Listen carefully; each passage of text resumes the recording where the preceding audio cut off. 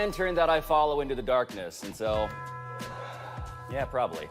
First name, though.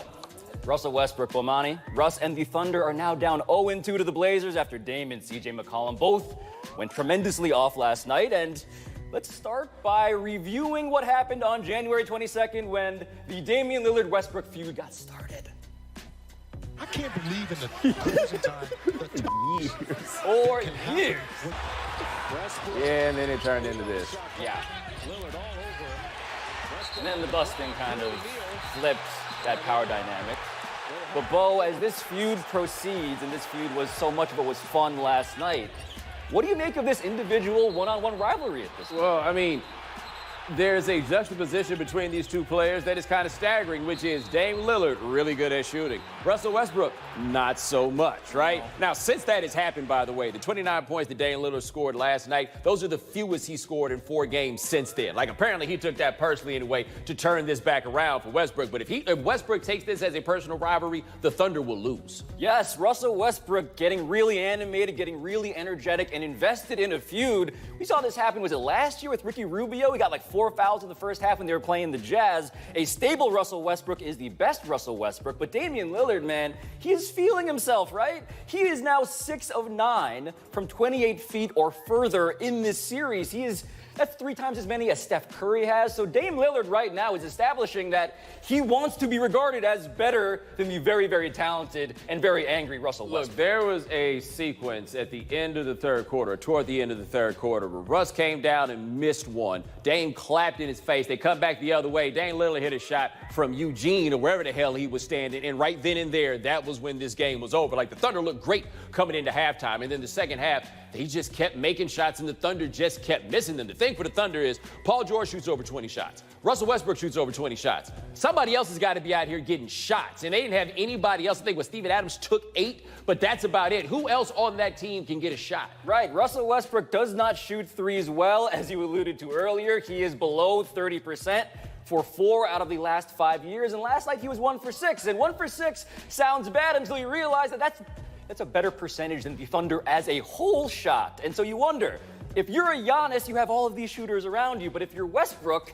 do you have the sort of team that can survive a night like that? Yeah, but see, the thing that Giannis is going to have to deal with at some point is not just simply guys that can make shots. Do you have guys that can get shots? That's our question about Milwaukee. Do they have enough guys who can get their own shots? The reason why the Warriors could win 73 games and still need Kevin Durant, they didn't have enough guys who could get their own shots. The Thunder have 2 guys who can get their own shots, and one of them keeps getting shots he can't make. Right. Now, there, I don't know how you fix that problem, because as much as it's like, hey, Russ, can you chill out a little bit? Pass it to who? Yes, Paul George has the busted up shoulder, and he was pretty good last night, but I don't believe that he's fully healthy. But you mentioned the Warriors as this North Star that people follow.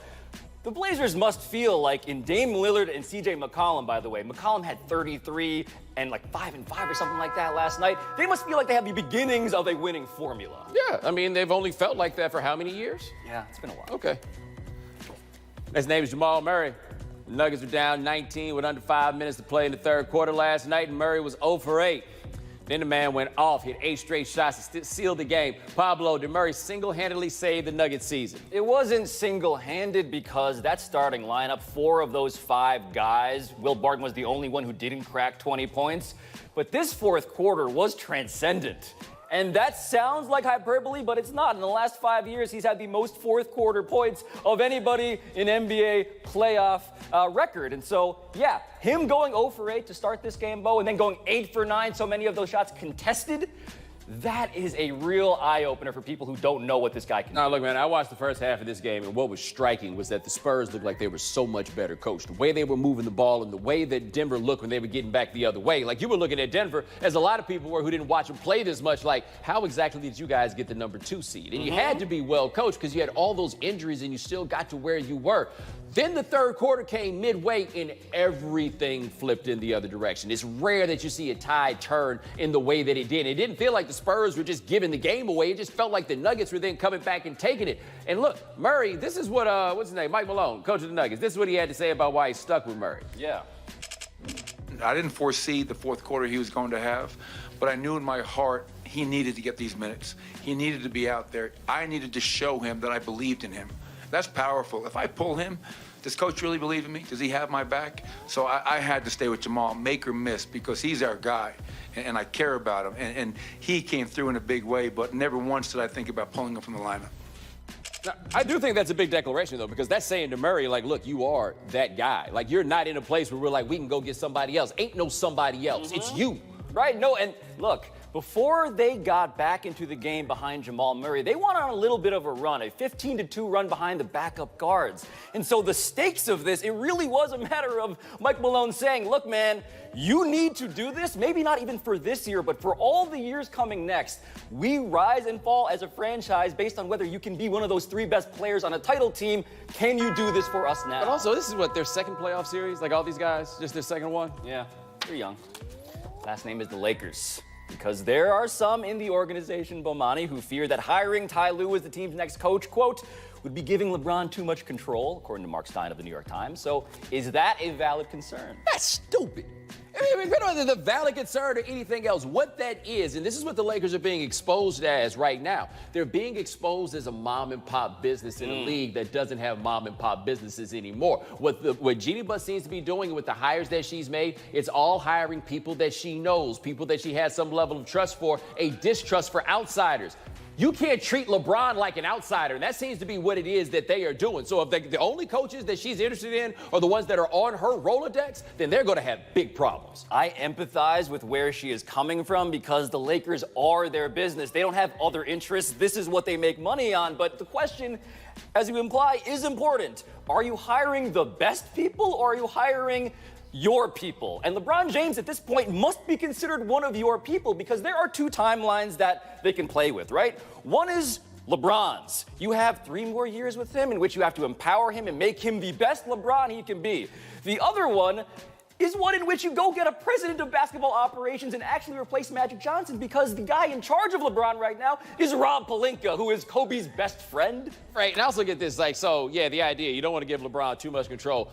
Who has earned this measure of control with the Lakers by anything other than inheritance? Like, who has demonstrated that they should have control over the direction of where this franchise is? In the end, hey, man, we have Lakers history that indicate they've done things in the past because the star player wanted to. They're going to say, we've seen coaches fired by the Lakers because the star player wanted the coach fired. That is how this has gone before. That wouldn't be anything new. You can't pass up the chance to hire a coach who has actually won a championship, who's been to the NBA Finals, 3 times? Because he's too cool with your best player? No, Ty Lue is a pretty good coach. Now, he's not going to blow anybody away on paper, but look at the paper, man. There is a ring on there. And for Ty Lue, the thing that he got praised for and in trouble for is he spoke up to LeBron. Remember LeBron at one point unfollowed the Cavs on like Twitter or Instagram or something because he was spoken to by Ty Lue and David Griffin. But the other thing, and this is where this reputation comes in as being his guy, enters, he said to LeBron, you're the offense, and Kyrie Irving and Kevin Love, guess what? You're following him.